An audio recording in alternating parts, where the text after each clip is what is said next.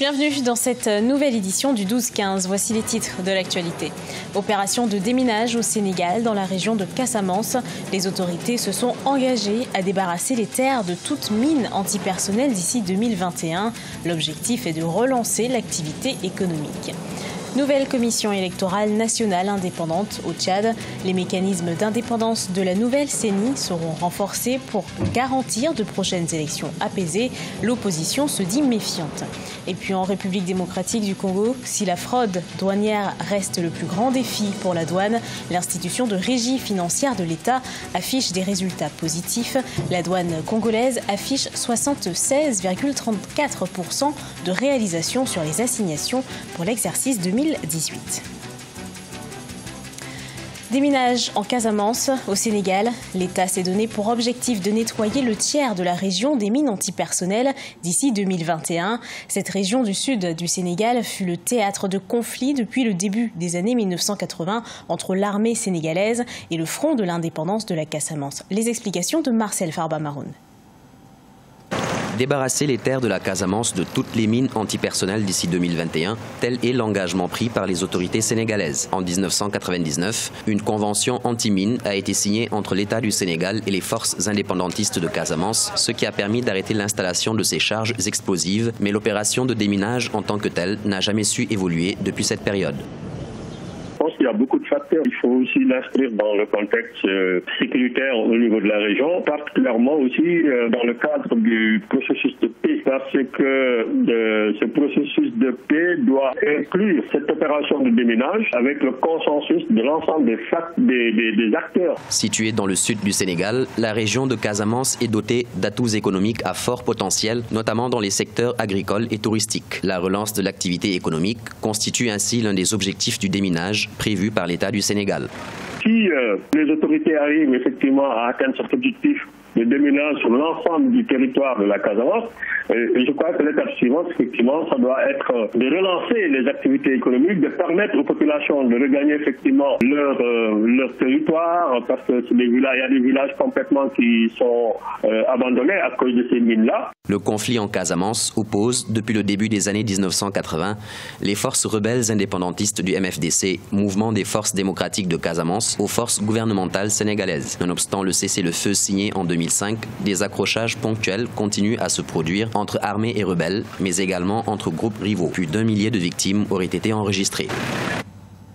Au Tchad, le projet de la nouvelle commission électorale nationale indépendante ne fait pas l'unanimité au sein de la classe politique. Adopté par le gouvernement le 27 octobre 2018, il suscite la méfiance des partis de l'opposition. La majorité au pouvoir, de son côté, salue son adoption. Reportage de notre correspondant Mohamed Ramadan, commenté par Adidiatou Badawi. Au Tchad, le projet de loi portant création de la Commission électorale nationale indépendante, CENI, a été adopté par le Conseil extraordinaire des ministres ce 27 octobre 2018. Selon le projet, les mécanismes d'indépendance de la nouvelle CENI seront renforcés pour garantir des élections apaisées. Mais l'opposition se dit prudente quant aux nouvelles dispositions. Nous sommes tous pour la garantie d'indépendance de la CENI, mais dire qu'il faut une CENI sans aucune influence partisane, entre guillemets, nous comprenons ce que cela signifie. D'habitude, la CENI a été toujours inféodée au pouvoir, mais l'opposition ne se laissera pas faire pour qu'on mette en place une CENI à l'ancien système où le ministère de l'administration du territoire qui organisait et gérait les élections. Pour la majorité présidentielle, le projet de création de la nouvelle CENI, adopté par le gouvernement, a été élaboré de manière consensuelle et est conforme aux recommandations du Forum national inclusif de mars 2018. Puisque ce projet de texte est l'émanation d'un vote qui a été fait de manière consensuelle au niveau du cadre national de dialogue politique, donc c'est tout à fait logique que le Conseil des ministres entérine cette volonté-là. Ce texte va être transmis à l'Assemblée nationale et nous ne doutons pas un seul instant de son adoption puisque les mêmes acteurs qui sont représentés au niveau du cadre national de dialogue politique se retrouvent à l'Assemblée nationale et donc les choses seront faites de la manière la plus rapide de façon à ce que la CENI telle qu'elle a été recommandée par le Forum national inclusif soit mise en place. Pour rappel, les élections législatives et communales au Tchad prévues en 2018 ont été reportées à plusieurs reprises, faute de moyens financiers. Une première depuis plus de 2 ans au Soudan du Sud. Le chef du mouvement populaire de libération du Soudan, Riek Machar, est de retour dans la capitale. Il a fait le déplacement ce 31 octobre pour célébrer la signature de nouvel accord de paix. Il a été accueilli par le président Salva Kiir. Le chef rebelle sud-soudanais ne s'était pas rendu à Juba depuis sa fuite en juillet 2016, après des combats meurtriers entre ses hommes et les forces gouvernementales. En République démocratique du Congo, la douane affiche des résultats positifs, 76,34% de réalisation sur les assignations pour l'exercice 2018. La direction générale des douanes et assises a fait une recette de plus de 1000 milliards de francs congolais. La fraude douanière reste le plus grand défi à relever. Jacques Amboka. La Direction générale des douanes et assises indique une recette de 823 902 955,39 $ entre janvier et septembre 2018. Cependant, cette régie financière est appelée à relever nombre de défis afin de maximiser les recettes et répondre aux assignations. Le plus dur reste la lutte contre la fraude douanière. La DGD est parmi les régies financières pourvoyeuses des recettes, qui jusque-là, les recettes douanières étaient supérieures à toutes les régies financières. Maintenant, un peu moins que l'administration des impôts. Les assignations attribuées à cette régie financière congolaise pour l'année en cours est de 1,79 225 655 $. À moins de 2 mois de la clôture de l'année, c'est donc 76,34% des assignations réalisées. Des réformes sont en cours en vue de les améliorer. Nous avons mis en place un système d'informatisation basé sur le Sidonia.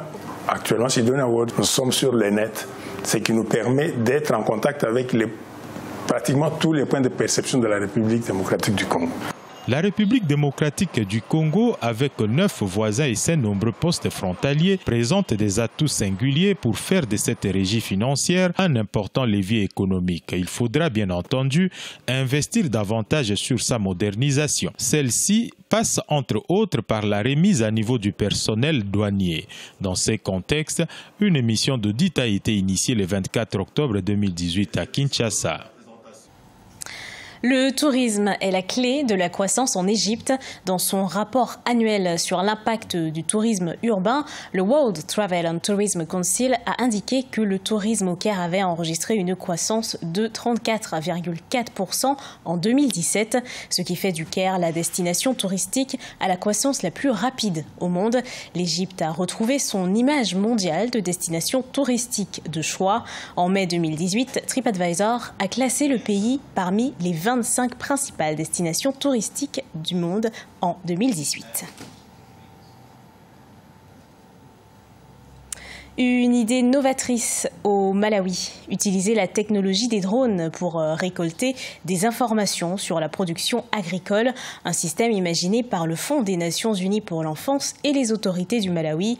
Le programme est pour l'instant en phase expérimentale. Ange Bijou, Nomenio.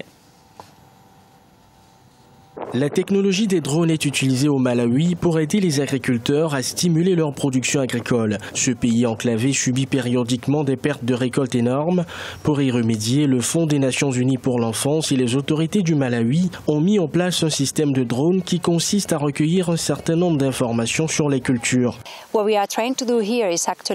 que nous essayons de faire ici, c'est de rendre les données disponibles en temps réel pour permettre aux agriculteurs de savoir s'il faut interrompre ou pas certaines des pratiques utilisées avec des pesticides ou des systèmes biologiques naturels, voir s'il faut commencer à se préparer pour la saison sèche et donc changer de type de culture. Et cela va se faire évidemment en étroite coopération avec les agents de vulgarisation. Le Malawi souffre de mauvaises récoltes périodiques et des inondations. Dorothy Ntonga, une agricultrice, cultive du maïs et des légumes. Grâce à ce programme, les agriculteurs comme elle pourront accéder à des informations sur les cultures susceptibles de donner de bons rendements en fonction des conditions météorologiques ou en cas d'invasion de ravageurs. Le changement climatique nous a vraiment touchés. Les rendements sont faibles à cause des faibles précipitations. Mais avec cette technologie, nous serons en mesure de déterminer quelle culture nous devons planter. Lancé en 2017, le corridor d'essai centré sur l'aérodrome de Kasungu a permis de tester l'efficacité des drones dans les situations d'urgence humanitaire et autres situations. Ce journal a été préparé par l'ensemble de la rédaction. Merci de l'avoir suivi. Dans un instant, une nouvelle édition d'actualité sur Africa 24.